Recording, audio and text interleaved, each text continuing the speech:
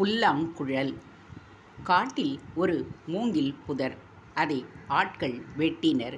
வெட்டியவர்களில் ஒருவன், இந்த மூங்கில் புல்லாங்குழல் செய்யலாம் என்று ஒரு துண்டை எடுத்து வைத்து கொண்டான். மற்றொருவன் 2 பெரிய மூங்கில்களை பிணத்தை சுமக்க என்று எடுத்துச் சென்றான்.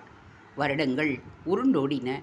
மீண்டும் சொர்க்கத்தில் சந்தித்தன அந்த 2 மூங்கில்களும். புல்லாங்குழல் பிணத்தை சுமந்த மூங்கிலிடம், நீ எப்படி இங்கே என்று கேட்டது. தெய்வீக இசையை கொடுத்து நீ புண்ணியம் கட்டிக்கொண்டாய். நான் எப்படி வந்தேன் தெரியுமா? அனாதை பிணத்தை இடுகாடு வரை சுமந்து சென்றேன். பிரேத சம்ஸ்காரம் என்பது எத்தனை புண்ணியமான காரியம் தெரியுமா? அதில் எனக்கும் ஒரு சிறு பங்கு கிடைத்தது. நான் பசுமையை இழந்த பின்பு அங்கு வெட்டியானின் மனைவி உணவு சமைக்க என்னை விறகாக உபயோகப்படுத்தி கொண்டாள். அதற்கு நான் உதவினேன் என்றது. யாரும் மற்றவர்களை தாழ்வாக நினைக்கக்கூடாது என்பதை உணர்ந்து கொண்டது புல்லாங்குழலான மூங்கில். தேங்க்ஸ் ஃபார் வாட்சிங். Please subscribe.